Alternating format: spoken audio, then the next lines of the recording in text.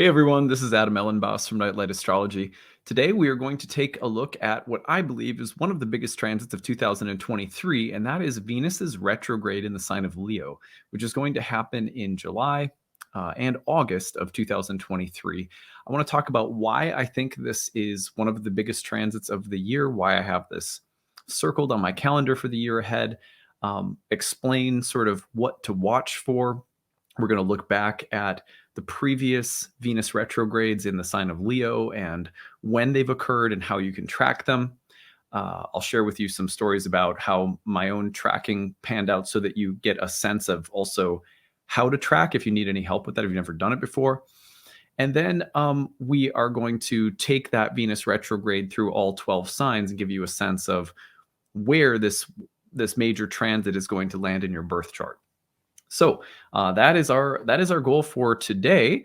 And before we get into it, as always, don't forget to like and subscribe. Share your comments in the comment section if you have any stories to share, especially if you have a story to share for our Grabbed series. Use the hashtag Grabbed or email us grabbed@nightlightastrology.com. Right now, I'm looking for what was your biggest transit of 2022. I would love to hear those stories. Send us an email, drop in the comment section with the hashtag Grab. What was your transit of 2022? I'd like to make a storytelling episode on some of those early in the new year. Also, we are as I'm making this, we have just 5 days left to go in the Kickstarter. It ends New Year's Eve, depending on your time zone. It's a little after midnight on New Year's Eve that the Kickstarter is over. We are trying to raise the support of 1,608 backers. Right now, we have about 705 that we still need with 5 days left to go. That is a lot. Hopefully, we can get there. If you want to donate, find the link in the description of this video or in the comments section. Every single donation helps. It's so helpful. $5, $10, anything and everything helps us get there. We have a lot of different rewards you can choose when you donate. The best deal, of course, is 50% off all of my online training programs.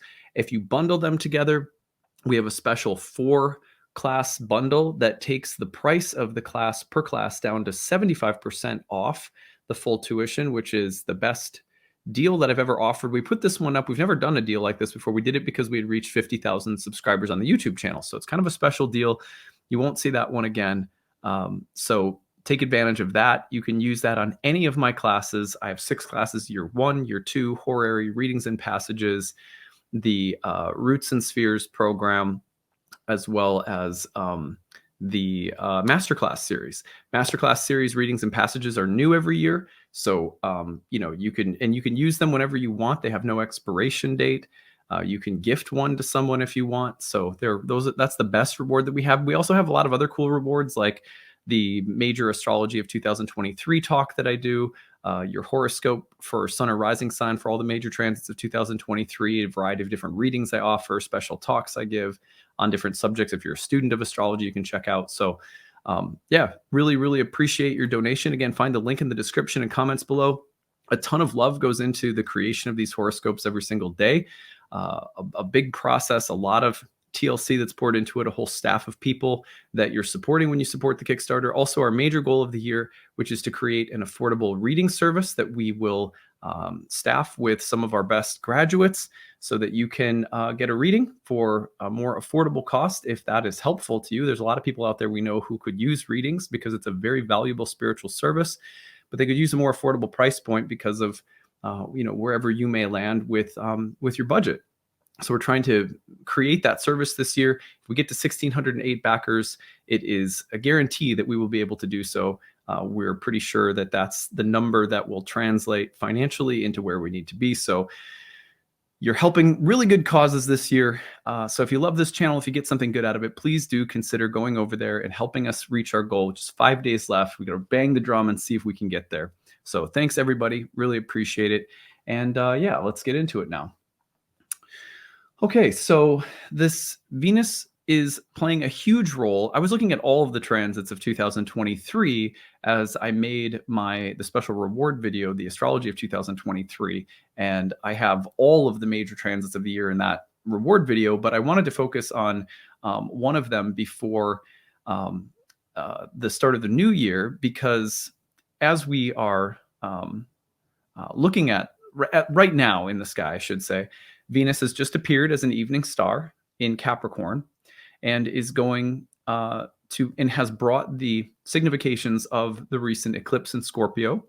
Venus was conjoined the sun on October 25th at the time of the new moon solar eclipse in Scorpio.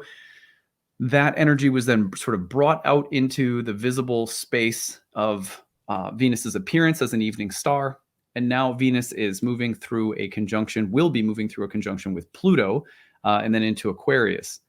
To me, so Venus is having this very powerful impact right now during eclipse season. I've been thinking about Venus a lot lately, and kind of in celebration of Venus last week, I even wrote like a little poetry for Venus. It was a very Venus-inspired week. So I was looking at Venus's transits in 2023, and I'm looking and going, Venus has one of the biggest transits of the year, and that is Venus's retrograde in the sign of Leo, which happens over the summer. Of course, it might be the winter if you're in the southern hemisphere. But from July into August, Venus has a retrograde in Leo. One of the reasons that it's so powerful is because of the aspects that Venus will be making during that period, especially to the planet Uranus, who is in Taurus, Venus's home sign. So I was looking at it and I was going, yeah, we should talk about this one. So first I want to show you I'll put up the real-time clock and I'll show it to you. Then we're going to talk about 5 things to watch for given this Venus retrograde cycle. I want to go back and look at previous Venus retrograde cycles in Leo. Venus retrograde cycles recur in the same sign roughly every 8 years. And so we're going to go back. I'm going to take you back as far as I could go in my lifetime, which will be back to the summer of 1983. That's 5 Venus retrograde in Leo periods back in time. And I'm just going to show you how I charted those out, what I found based on the position of Venus in my chart. And you can use that then as a template if you want to do some research and look at what kinds of patterns have been activated previously. And therefore, you get a little bit better idea of what you might expect with the upcoming retrograde of Venus in Leo in 2023. And then we're going to take a look at Venus through all 12 whole sign houses based on your rising sign. Of course, you could listen to it for your sun sign as well. All right, let's put up the real-time clock and get into it. So here is July 2023. We're going to take a look at Venus right here. This is Venus's station point, which happens right around July 22nd. You're seeing Venus with the little S under it, which means station, means it's not moving, at least from our perspective on Earth. And then we take it forward, and by the 24th, it is retrograde. So it might even be a little bit earlier than that, but it's roughly between the 23rd and 24th, depending on where you're at, that Venus will turn retrograde. This is July 2023. Now let's watch Venus's dance. So you can see Venus going retrograde here. And what I find really interesting about this is, first of all, during Venus's retrograde, one of the most powerful moments happens between August 8th and 9th. During that time, Venus in Leo will make a square to Uranus and Taurus. Now, that is Uranus who is also being filtered through a Venusian lens by virtue of being in Venus's home sign of Taurus. So we have a very Venus/Uranus moment, but it's heavily Venusian. Let's just put it that way. It's like Uranus is already behaving in a Venusian manner, right? Or focusing on Venusian topics. So here is Venus making the square to Uranus. That's around the 8th or the 9th. Now, then Venus is going to go through the cazimi with the sun, while the sun is going into the square with Uranus. So it's as though there's this very powerful sequence of events right during the middle of the retrograde where Venus squares Uranus, goes through the heart of the sun, becomes very empowered by the heart of the sun. Then the sun goes through the square to Uranus. So it's very, very Uranian moments. And then let's take it back a little bit more. Then you're going to see Venus going through a square to Jupiter, who's in Taurus, also Venus's sign, right? So now we have a very Venus-Jupiter-like moment. It's very benefic and kind of big. I'm like, already imagining as a native Venus in Leo, I'm like, am I going to grow my hair out grow like a big lion's? I've had really long hair in my past before, and just thinking of like what could happen, like what could happen that would make something really big, maybe putting on muscle in the gym, or my wardrobe changing dramatically. Who knows? But it's really interesting to think, okay, Venus goes through the square to Uranus, then the sun goes through the square to Uranus while Venus is at the heart of the sun, or just after, and then Venus goes through the square to Jupiter, all of which are just very, very big events to happen during the midst of a Venus retrograde. And I'm going to give you some themes to watch for in a minute. Right now, I'm just kind of trying to cover the timeline. All right, so let's take this forward a little bit more. Venus will then station, and this is in September, early September. So you're looking at the 3rd into the 4th, turning direct in the 4th into the 5th. Okay, so from like late-ish July to early September, we have this very powerful Venus retrograde, which is especially toned by the squares to Uranus and Jupiter in Venus's home sign of Taurus, with the sun going through those squares as well. But then Venus is going to go direct, and in its direct motion will then square Jupiter again. You can see the square happening right there. This is about September 16th into the 17th. And then, and it's moving slowly at first, right? So that square to Jupiter is a big slow one, which is extra nice, really, for a benefic. Then Venus squares Uranus by September 29th. I think that's another really interesting moment. The Venus square to Uranus, by the way, also happens under a full moon in Aries. Interesting. So the full moon will be trine, in a sense, by whole sign at least, to that Venus. So it's a very powerful second pass of Venus to Uranus under a full moon in late September. And then finally, Venus will sort of quiet down as it gets to the end and moves into Virgo by, into October. So that's why we're spending a bit of time looking at this today. This is one of the biggest sequences of the year in terms of the major planetary transits of 2023. We're coming up on the new year, so it's kind of a fun time to review. And more than anything, it's the squares to Uranus and Jupiter during a Venus retrograde that make this so palpable. There was only one occurrence that I could find going all the way back to 1983 in which Venus was configured to Uranus during a Venus retrograde by a conjunction, square, or opposition, and that was in 1999 when Uranus was in the sign of Aquarius and Venus in Leo opposed. But anyway, what I want to do now is I want to first just take you through some tips on tracking this Venus retrograde cycle and show you kind of what I came up with and the tips that I would give you for tracking the previous Venus retrograde cycles. One of the interesting things about Venus retrograde is that Venus basically there's like every 8 years, Venus's retrograde will recur in roughly the same sign. Now, over a long period of time, there are like, you could think of it like 5 signs that Venus retrogrades in, and those 5 points kind of create like a star pattern. I'm explaining this in a really like short manner because it's kind of a lengthy and it's a really beautiful explanation. If you've never seen it, look at the 5-point Venus star cycle, Venus retrograde cycle. It creates kind of like a beautiful flower pattern. In fact, if you look at the retrograde pattern of the Venus retrogrades over 8-year cycles, so you get 5 retrogrades in the same. Every 8 years, you get 5 Venus retrogrades in the same 5 signs. So if you go back every 8 years from any given Venus retrograde, you'll find the previous retrograde in the same sign. And over time, those Venus retrogrades shift signs. So you'll notice, for example, in this cycle of Venus in Leo, if you go back in time, slowly that retrograde is shifting back into Leo from its starting point in the early degrees of Virgo. And so over long periods of time, the signs in which you get the recurrence of the Venus retrogrades in these sets changes. I'm not going to get into all of that. It's a very beautiful pattern in the sky, however. And at any rate, what I want to do is take you back in time. So let's put up the real-time clock again, and I'll show you how to do this. So first of all, you want to discover the whole sign house of your rising sign. Put that on the ascendant. Okay, so for me, it's Taurus. which means that Leo, the place that we're going to see Venus retrograde in the summer of 2023, and the place that we're going to look back on, that's my fourth whole sign house. Because I'm a Taurus rising, Leo lands in the fourth. If you're used to looking at things in Placidus houses, this may not make sense to you immediately, but you have to remember that ancient astrologers used whole sign houses, and horoscopes are done in whole sign houses as well.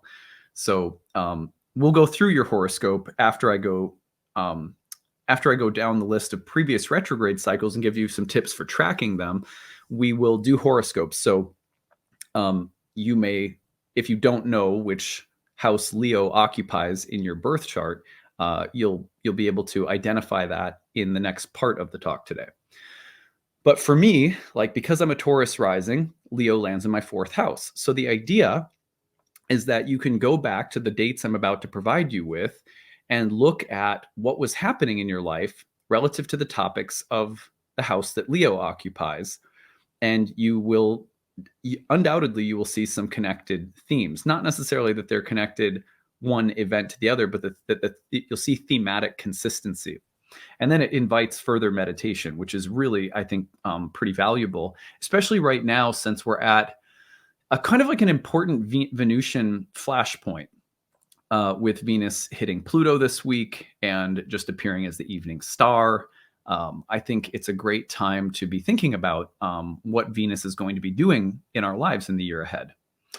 Okay, well, let's go back. So you can see this is 2023. So let's go back in time here. I'll get the retrograde. So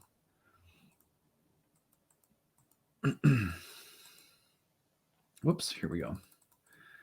Okay, so I'm putting Taurus on the ascendant now. So you'll see this is the Venus retrograde in the summer of 2023. It'll land in my fourth house. So for example, the fourth house is related to home and family, parents, and living environment, like your house that you live in, or family karma, parental karma, things like that.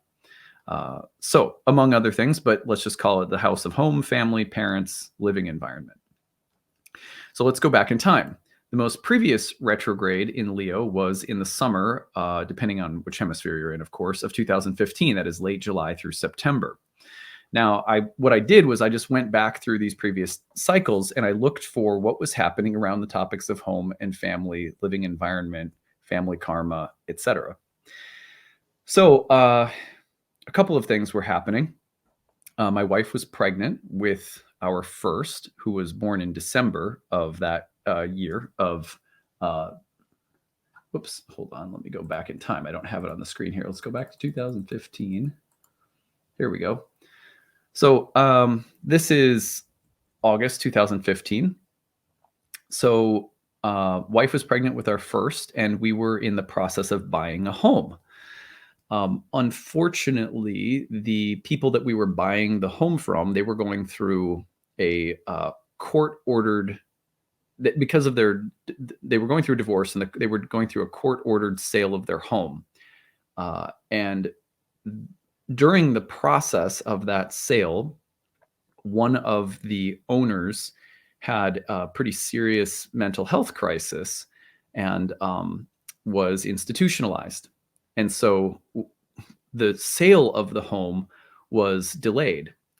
That happened as Venus was stationing and turning retrograde into the fourth house here.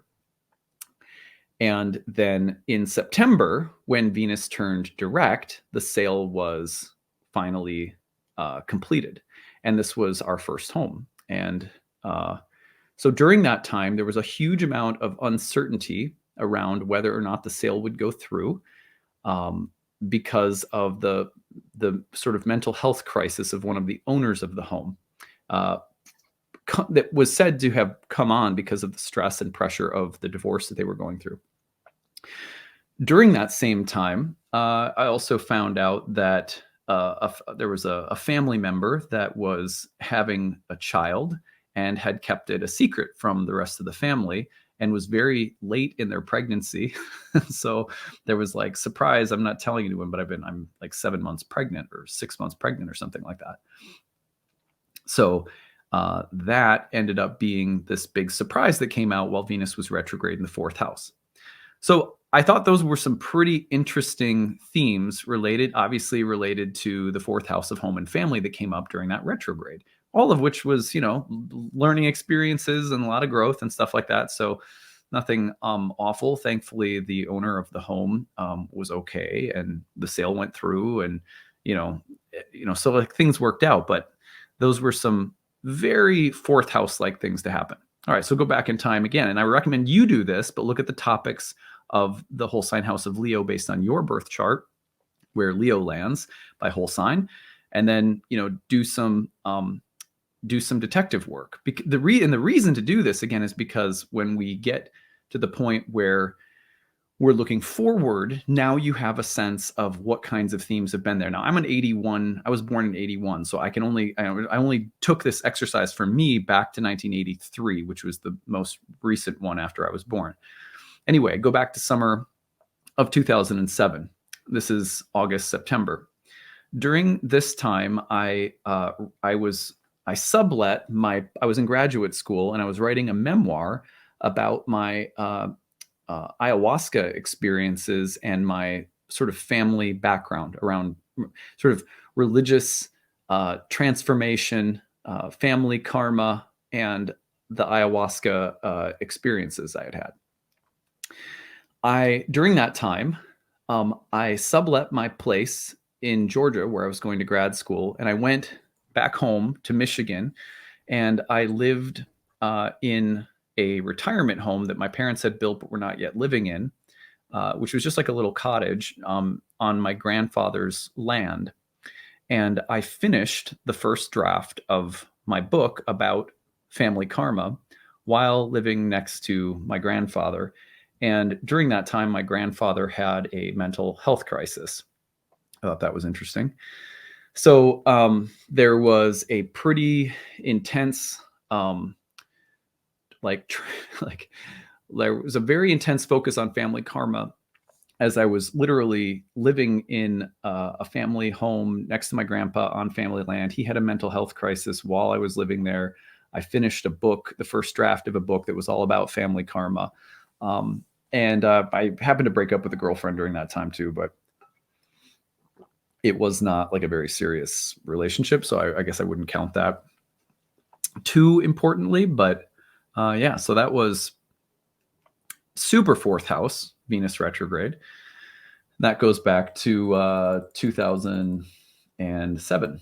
So here you can see, and on the screen, there's Venus retrograde again. Saturn was in that fourth house too, which I found to be a very interesting signature, present while looking at the topic of family karma, especially Leo karma, since both my grandfather and father have Leo sun or moon. Anyway, so, okay, go back to the summer of 1999 between August and September. We'll take it back again. What I find interesting is that my family started during this time, they started the building of that family cottage next to my grandfather's land. And the building of that family cottage was developed in part because my parents decided that they were moving from Minnesota back to Michigan, which was home for them. See, I grew up in Minnesota, but their home that they grew up in was Michigan. So I was in high school, and this was my senior year, and they started building the cottage at this point and were preparing and letting me know that they would be moving back to Michigan after I graduated. So and in part, this was a way for them, as I understand it now, of resetting their lives because my dad was having mental health problems and was trying to reset his life spiritually, emotionally, reset his marriage with my mom after some real problems they had been going through. So they were starting to build this cottage that they would eventually retire to. But in the meantime, they moved into a regular home, and my dad took a job and stuff like that in Michigan. But the plans to build it, the commencement of building it, and the announcement that they would be moving as a way of sort of like resetting everything in the marriage and with my dad's mental health, that all happened during this Venus retrograde in the summer of 1999. It was very fascinating. And so then in the summer of 1991, let's go back a little bit further in time. This one is, I don't have as good, I was a little younger, so this one, my memories just aren't as good with. But here you can see, this is August into September of 1991. Venus was retrograde in Leo. During this time, my family moved. This was the first time that my family could afford buying their own home. I don't know if you remember, or if you remember, but if you know this, maybe I was going to say remember because I've said it a bunch of times before, but preachers' families often live in something called a parsonage. A parsonage, for those of you who don't know, is like, it's like a home that is owned by the church, and whoever the minister is, often appointed by like a larger body, like a general conference or something, will appoint. So the ministers get appointed to churches, almost like military stations, and you live in the church home, which is called the parsonage. So you don't really own your own home. Well, during this summer, my family, basically my father sort of like petitioned to have a housing allowance and to be able to buy his own home rather than having a parsonage, which he didn't feel like was really his or ours. And also it was a very, very tiny house that we lived in.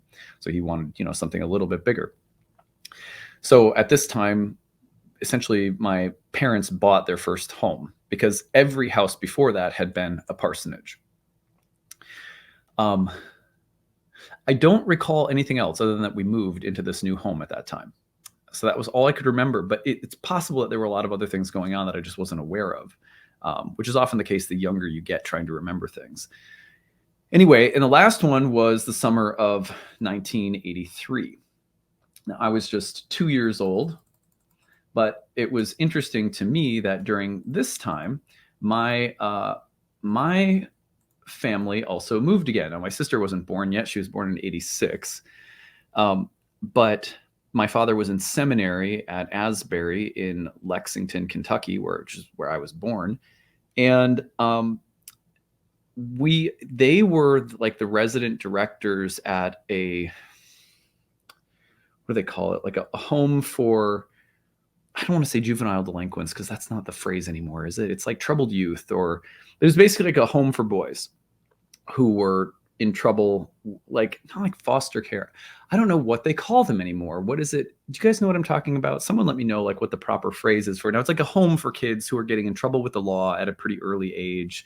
And they might stay at a place like this for a while, often because there's like troubled family background or whatever. So my father and mother were live-in directors and staff at a home like this. And I was born, and initially my first couple of years, I was raised in that environment. A really interesting story. I don't really remember it, obviously, but so it was at this time in 1983 that they decided to leave that environment and get their own apartment for the last year of my father's seminary. So we moved into our own apartment, which is interesting. There's these themes that I noticed around having your own home, having your own place that came up a couple of times. Anyway, fascinating, just super fascinating. Now, I'm not asking for your analysis. I have a hard enough time, meditating on those things myself. But what I can tell you is that I have a pretty good sense now when I look forward to 2023 about what's going to come up. Probably something around home, family, property, land, parents, family karma. That's likely what is, what's on the table. So it really, really helps to go back in time and do this exercise for yourself and look at what was happening in your life. What were some of the major events taking place? Now, For me, one of the reasons that that transit of Venus retrograde is going to be a little bit more powerful is because I was born with Venus in Leo, right? And that's my ascendant ruler as well. So it's not like it's always as strong and obvious in every single birth chart. It really has to do with, how prominent Venus is in your chart. If you have Venus in a fixed sign, if you have Venus in Leo, if Venus is a ruler of an angle, all sorts of things that could contribute to those retrogrades being sort of louder or brighter in terms of your life story. But either way, because this upcoming retrograde has these powerful aspects to Uranus and Jupiter and so forth, I highly recommend going back in time to those previous cycles. Remember, it is about July to September, August to September, going back into 2015, 2007, 1999, 1991, and 1983. Now, you could go back 8 years, just keep going back 8 years previous, but you do need to check the ephemeris to make sure that Venus was actually doing its retrograde into Leo, because some of this has been a transition period with Leo coming out of Venus retrogrades in Virgo. So the further back you go, the more likely it is that most of the retrograde would have happened in Virgo. All right. So what I want to do now is give you 5 things to watch for in this upcoming Venus retrograde. Once we have those 5 things to watch for, then I just want to do quick hits on the topics of the houses per rising sign. All right, so 5 things to watch for, given that Venus is going to retrograde in Leo, sign of the sun, while squaring Jupiter and Uranus back and forth a bunch. And you can go back and listen to all the dates I provided at the beginning if you need refresh on those. So 5 things to watch for. Number 1 is radical changes related to Venus. That could be anything from sex to style to aesthetics to the topic of women or friendships or sisters. It could have something to do, again, with the topics of the house that Venus is located in Leo in your birth chart. But the reason I say radical changes is that Venus retrograde provides revisions and changes for Venus no matter what. Sometimes setbacks, delays, reversals of circumstance or fortune. But the likelihood that the changes coming around Venus topics or themes are radical is because it will make 2 squares to both Uranus and Jupiter. And Uranus, Jupiter being co-present in the same sign augur significant growth, development, transformation, probably pretty positive ones that will be sort of suffused with dynamism and what do I want to say? Like charisma and a sense of making things bigger, better, bolder. So, but it's radical changes related to Venusian things, and then the house topic. So we'll come to the house topic in a minute. Number 2 are matters of pride, dignity, and freedom. Now, Venus in Leo has a lot to do with what gives us a sense of pride and honor, personal dignity. And with Uranus in the mix, matters of pride, dignity, and freedom. Freedom of expression, freedom of sexuality, the idea of having fun or being joyous, of feeling proud and strong in who you are, and of making any kind of changes that you need to so that you feel proud, dignified, free, and strong. Especially, again, related to anything Venusian: women, sex, attraction, pleasure, desire, appearance, and relationships. Number 3 would be a Venusian breakthrough. So a Venusian breakthrough might be like something that you've been working on for a long time that suddenly you are able to, you have a breakthrough. For example, let's say, and this might sound kind of vain, but let's say you've been working on your physical appearance, physical beauty. And by virtue of, hitting the gym hard or really working on your diet and your sleep, you hit this place where maybe you're feeling, no one's perfect. And I don't suggest that you go out seeking some unachievable, being okay with who you are and the way you are is really important, in other words. But you may also reach a moment where you're just, you feel like you've had a personal breakthrough around your appearance or your physical form or how you look or how you feel, just, kind of like Venus feeling like I've hit my stride. Venusian breakthrough could be in sex. Like maybe someone's feeling like the spark is out of their marriage or their relationship, and all of a sudden your relationship has a breakthrough, and suddenly you feel like, the chemistry is back, or it could be that you've had a fear of dating for a long time, and suddenly you hit a moment where you're, a spot where you're, not only are you ready to date, but you're having a lot of fun, and it's like, what was I so worried about? So any kind of Venusian breakthrough, and don't be limited by my limited imagination right now. Think about all the different ways in which Venus may need to break free for you in the next year, especially given the topics of the whole sign house of Leo. We'll go through those horoscopes again in a minute. Now, number 4 would be breaking free from a history of bondage. So remember, Venus retrogrades, you can go back in time. Look at that 2015, 2007, 99, 91, 83. Are there patterns that have been recurring? Is there some way with Venus in this retrograde hitting a square to Uranus, also in Venus's sign, Jupiter in Venus's sign, that you are suddenly being released from a history, from a long, deep, complicated history? I suspect that could be part of it. So look at the possibility that within those whole sign house topics, you could be seeing a release from a long history of feeling pent up or stuck in some way. And number 5 is just loving what we love, feeling freer to be attracted to what we're attracted to, desire what we desire, love what we love, be who we are. It's just a real celebratory moment for Venus to feel less inhibited. So loving what we love more freely, more openly, more radically. These are the kinds of things that I would watch for. So radical changes related to Venus, matters of pride, dignity, and freedom, any kind of Venusian breakthrough, breaking free from a history of Venusian bondage, and loving what you love as freely, openly, and radically as possible. Okay, so that's kind of the setup. Now let's take a look, and I'm just going to go through this rather quickly. This is the point usually where, just repeating house topics, you can kind of lose your mind. If you're an astrologer, you guys know what I mean. So we're just going to look at the whole sign houses of Leo, and I'm just going to give you some keywords to think about, which can launch you further into the previous retrograde cycles and exploring those as well. So let's go through it. Aries rising, 5th house.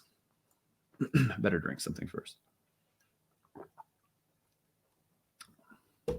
Aries rising, 5th house. Anything related to the topic of children and pregnancy, or the karma around your kids if you have them, and all of that good stuff. It's a major 5th house topic for people who have kids. Pleasure, creativity, recreation, joy, self-expression, anything that makes you feel like I am being myself, I am creatively expressing myself, I am feeling joy because there's something about my life that is in a creative flow. Anything like that would be the topic of a 5th house Venus retrograde.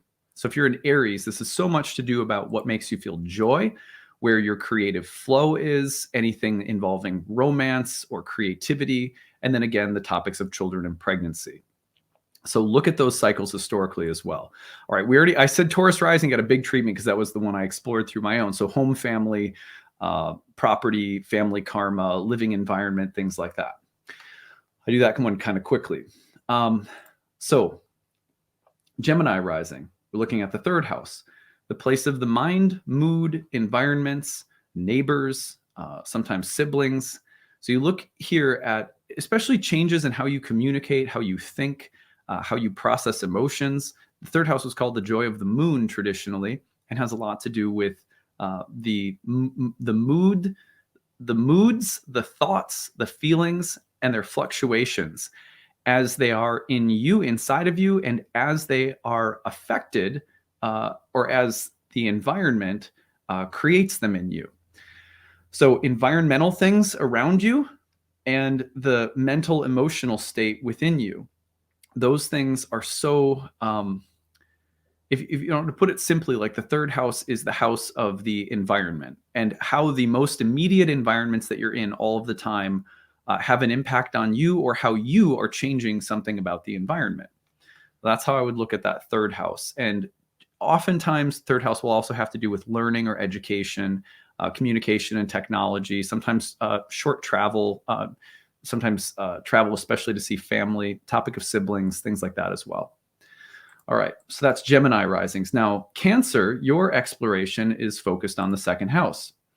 Money, business, resources, time, energy, your career, anything related to entrepreneurial endeavors, skills you are trying to develop. This also has something to do with the kinds of talents, skills, or abilities you have and how you are using them to earn a living or take care of or provide for yourself. So anything around money, business, income, resources, anyone or anything that you rely on to sort of prop up and support your life. Look for changes around those topics if you're a Cancer rising, and look at them historically as well during those previous periods. If you're a Leo rising, it's all about identity. It's about your literal physical body, appearance, health, psychology, personality, temperament. It's about existential things. Who am I? What am I doing? Questions about your individual sense of purpose and identity. So it's the house that is most personal. All right, if you're a Virgo rising, this goes into your 12th house, which means that I would look at all of the things that you're afraid of, the fear that you have of shining, the fear that you have of being seen, the fear that you have of what you desire, or anything that's in your blind spot that is throwing you off, people or relationships or influences that are undermining you in some way, whether they come from you or they come from a person or a workplace. So look at influences that undermine your own thoughts and behavioral patterns that undermine, or other people or things in your life that are undermining, and see if you can't do that hard work of recognizing those things and maybe kind of pulling some weeds. On the other hand, look at what you are repressing or what you are afraid of, that if you confront, you might feel freer and better about things. So that's some 12th house karma to be looking at for Virgos. Libras, it's 11th house. That's the house of groups and friends and communities, as well as allies, anyone that you consider to be like a colleague, and different kinds of groups that you belong to, where you feel that you have a place among, where do you feel you are at home socially? People will say, who are my people in the 11th house? Something like that. Considerations or changes among your social life, your social standing or status, different friends or allies, collaborative efforts, things like that. So that's for Libras. For Scorpios, it's all about the career house, as Venus will retrograde in the career house. Changes in terms of public appearance, calling, life direction, professional changes in terms of what you're doing, how you're doing it, your status, your title, your salary, anything related to life direction professionally, going through some changes. And look back historically too, because there's likely in an angular house to be pretty big ones in the previous cycles. Okay, for Sagittarius, it's all about your beliefs. Here you have the retrograde happening in the 9th house, a place that has to do with what we believe. Religion, spirituality, ethics, politics, anything that involves your moral, spiritual, ethical, or philosophical compass and how it's oriented. That's what this retrograde cycle is focused on. Of course, long journeys or travel abroad could be indicated by the 9th house retrograde, and also anything involving women, the goddess, sexuality, and how those themes of Venus figure into your beliefs and anything you're learning or studying about as well. All right, Capricorn takes Venus's retrograde into the 8th house, a place that is often about who we are indebted to or who is indebted to us, what we share with other people on a level of soul contracts, and how those soul contracts are changing or evolving over time. You can look at a Venus retrograde in this house as one of revisiting old karma, especially in romantic and sexual relationships.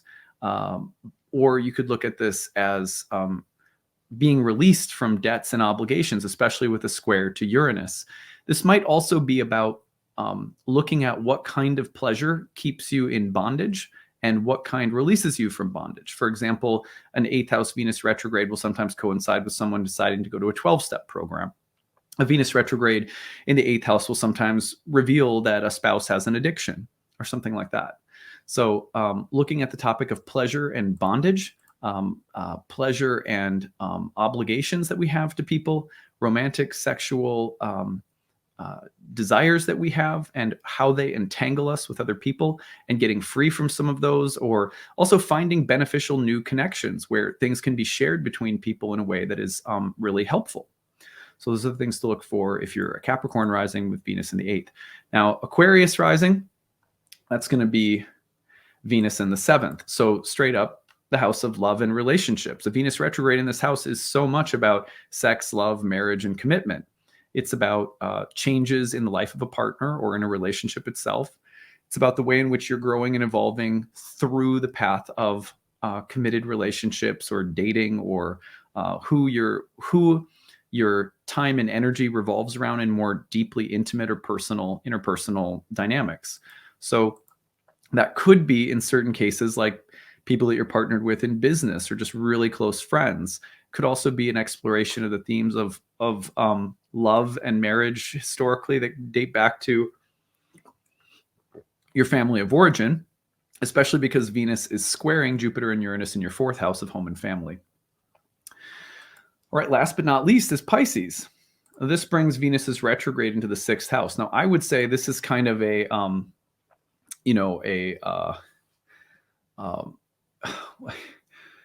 oh gosh, how could you put it? Like, this is a great one for mending hurts or tending to wounds in relationships, because the 6th house was a place that was associated with conflict and like enemies. But Venus retrograde here could mean that you're looking for some kind of peaceful mediation.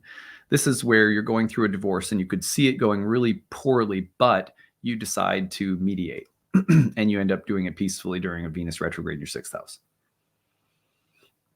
Dealing with sick people who you love, dealing with conflicts in love that require patience, dealing with setbacks or frustrations in relationships.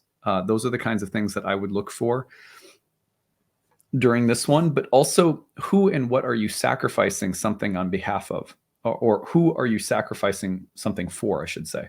The 6th house Venus retrograde could very well be about someone that you love that needs something, someone that you love that's hurting, someone that you care about that needs help, that some element of sacrifice and service to others who are suffering is involved. The other thing could be changes around people that you employ or staff that you hire, something like that. Sometimes a 6th house Venus type of thing. Other times it's also about just fixing things that are broken, like even mundane things, just like, having to replace something around the house and doing some kind of repair work. Venus retrogrades in the 6th are often about mending broken things, getting better, finding physical therapy, finding a therapist, a chiropractor even. It could be something pretty simple. So yeah, I would look for healing things that are hurt or broken, including yourself. And it could be, in that sense, very beneficial. But, sometimes healing requires a little bit of work and sacrifice. It's pretty par for the course with the 6th house. All right, so that takes us all the way around the wheel and hopefully gives all of you something to work with here in consideration of Venus's big transit in 2023. Again, one of the reasons that I thought it'd be fun to prep with this is not only because at this time of year, it's fun to look ahead a little bit and say, well, what's going on? But also because this week, Venus has just appeared as an evening star, is going through a conjunction with Pluto. So the work we're doing on Venusian things right now is in some ways going to be, there's another major moment of Venusian change and intensity over the summer in the year ahead. So I think it's a good time to just look forward at that right now. Maybe that'll be useful to you even in the days ahead as Venus comes through a conjunction to Pluto, which we will also be looking at soon enough.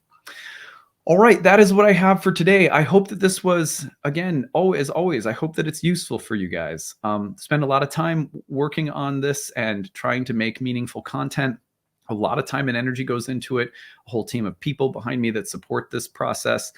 If you are able to, please help us reach 1,608 backers by New Year's Eve. As of the time I was making this, we had about 700 or so left to try to get to. I don't know if we can do it. I hope we can. You can find the link in the description of this video or the comment section below. When you hop over there, pick a reward, pick a discount on any of my online courses. You can use those as coupons for the classes and attend them whenever you want. They never expire. You can give them to someone else. There's lots of good online programs that I teach. If you want to look at the website and look over any of them, it's nightlightastrology.com. If you have any questions about anything involving the Kickstarter, email us, info@nightlightastrology.com. We really appreciate everyone who has already backed our channel this year. We can't do this work without you. So thank you so much. And I hope you guys are having a great day, and we'll see you again tomorrow. Bye, everyone.